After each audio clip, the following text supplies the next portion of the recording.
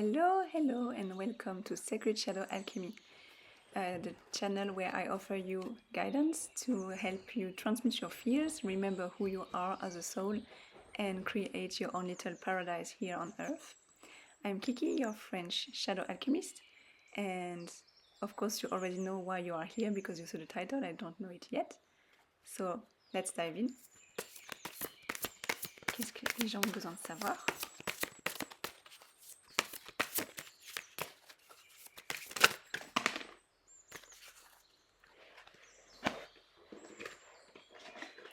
I just already lost cards in that way, where they fall off the floor, on the floor.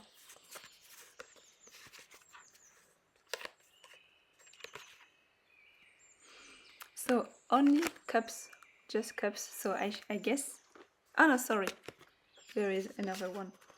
So I think we are heading towards a love reading, and when I think it will be a love reading because we have so much cups, so much feelings. So let's dive in.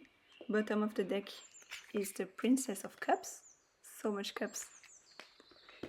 And we have the Nine of Swords too.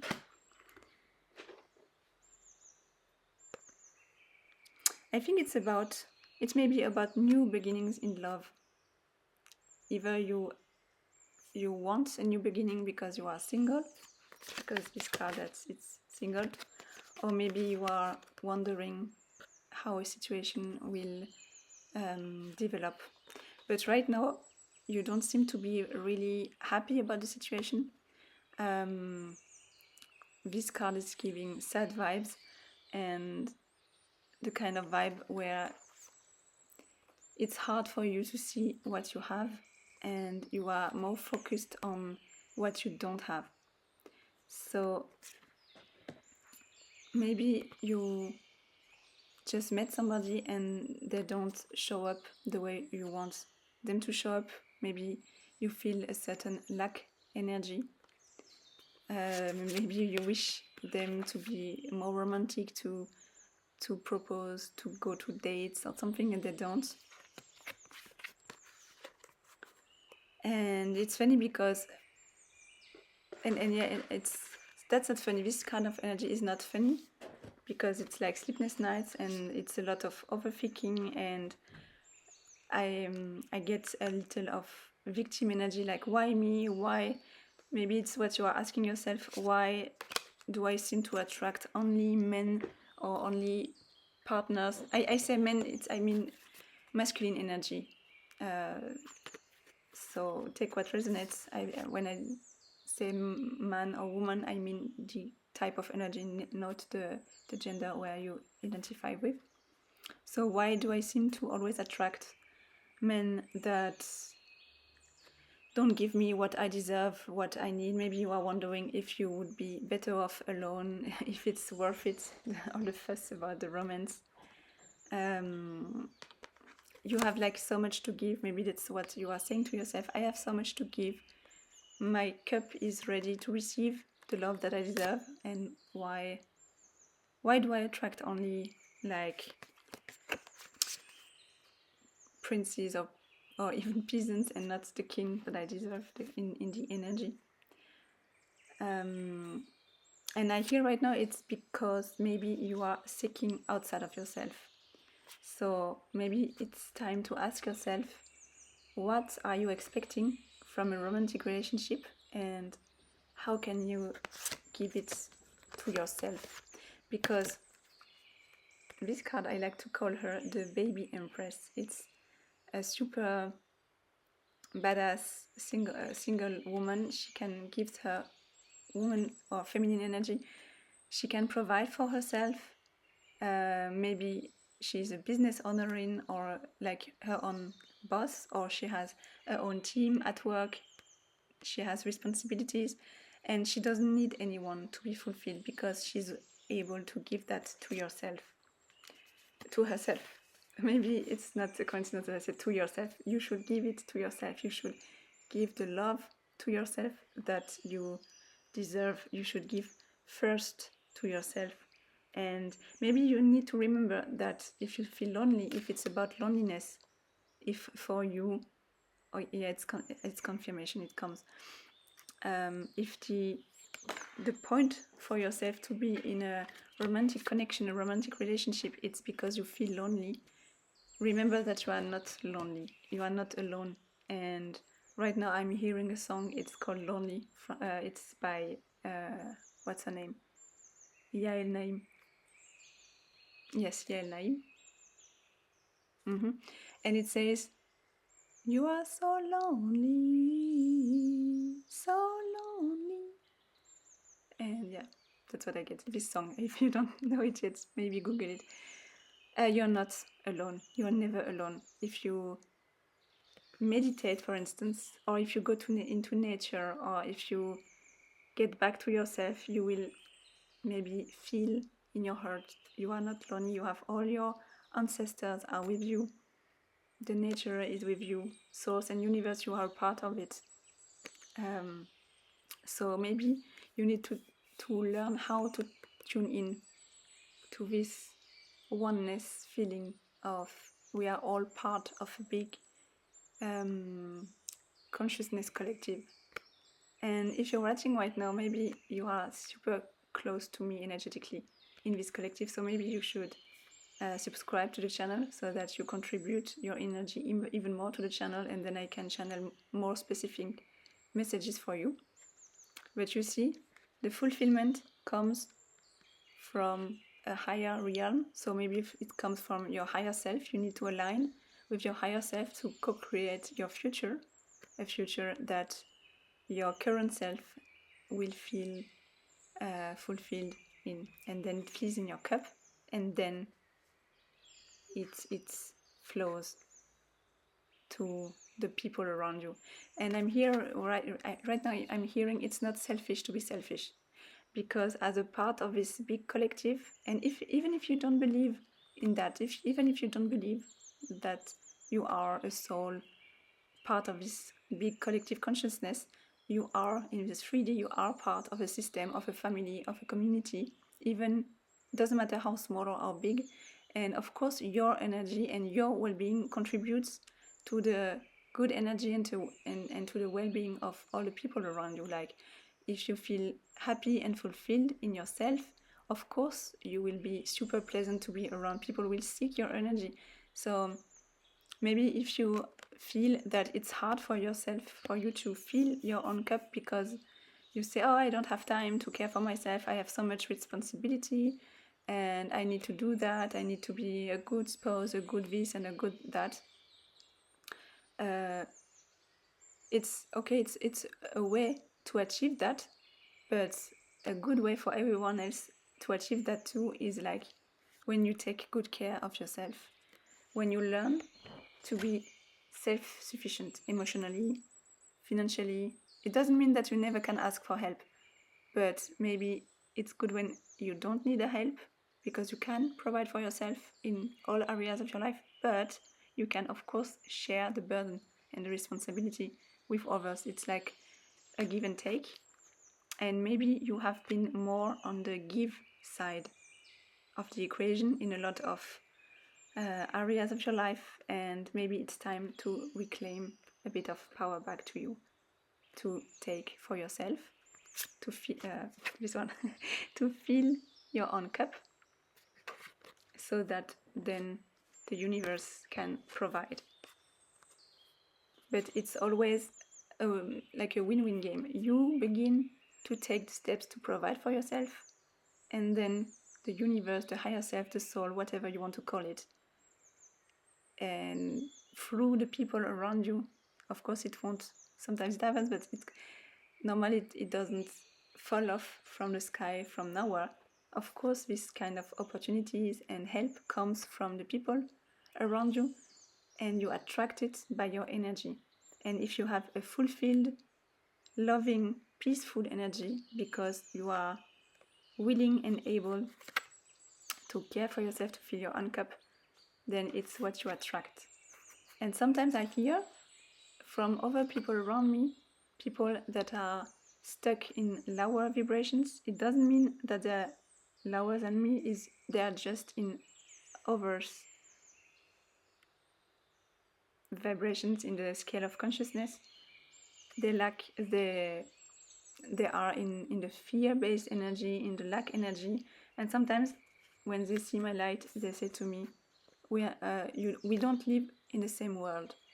And I think to myself, yeah, that's true. We don't live really for real in the same world, because where I am vibrating at, it's higher. So I attract other kinds of energies and opportunities. And for instance, everyone is pleasant to me on the street, everywhere. I have basically only positive interactions with strangers. That's the kind of things that happen when you begin to fill your own cup and to elevate yourself and to receive what the universe has in store for you. So maybe it's time for you to examine where in your life it's much likely in your love life or in your emotional life, in your connections with others. Where do you feel this emotionally lack energy? And to identify which kind of lack it is. For instance, you want to go on dates? Then invite yourself to a date. That's something I began to do a few years ago. I missed so much. I love to go to the opera or to music stuff, concerts and such. And when I was waiting for someone to go with me, I never went, because first I had to think about who does want to go with me, when do we go, do they have time, and then maybe they have kids and they need to organize a babysitter and it's not working, and then time passes and then we miss the representation.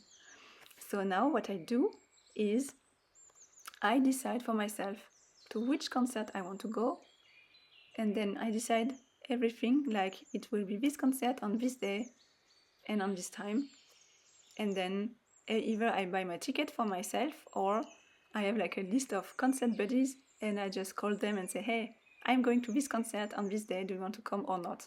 And then no organization required. Either they can and they want to, or they can't or they don't want to. And then it's pretty clear with whom I will go, and then I can organize it.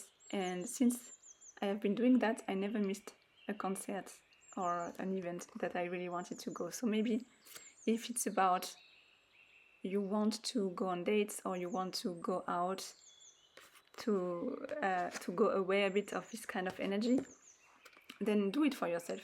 If you need validation from someone else, for instance, if for you the romance is about feeling wanted, then what can you do on your own to feel validated, to feel like you have worth, that you can bring something to the table? And it's always good to do such thing, because if you give to yourself everything that you need, emotionally speaking, then you will go out of this lack energy, you will ascend a little bit, you won't have this needy, clingy, maybe codependent energy, and then you will attract better partners that are a bit higher in the consciousness, that are self-sufficient too. And then it's not codependency, it's interdependency. It's meaning that you don't need each other, you are together because you want to, because your life is good anyway, but with them in your life it feels slightly better, or you are happier, but you don't need them to be happy, you don't need them for anything. They are here because they want to be part of your life, and because you allow them to be part of your life, because it feels good to you.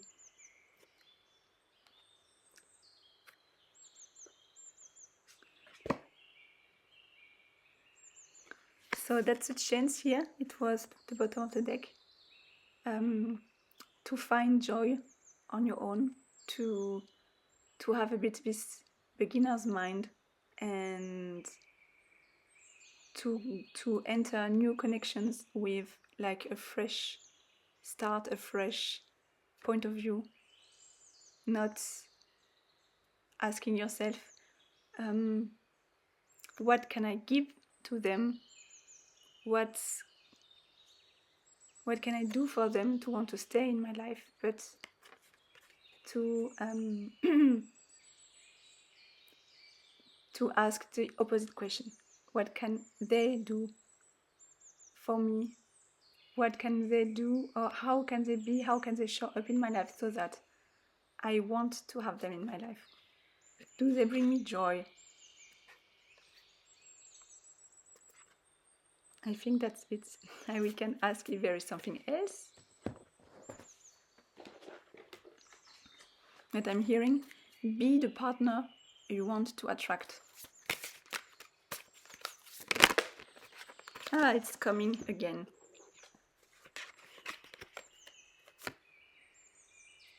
And it's a princess, so a page again. It was with that Page of Cups, and now it's the Page of Pentacles, or the Princess of Pentacles. It's a lesson you have to learn.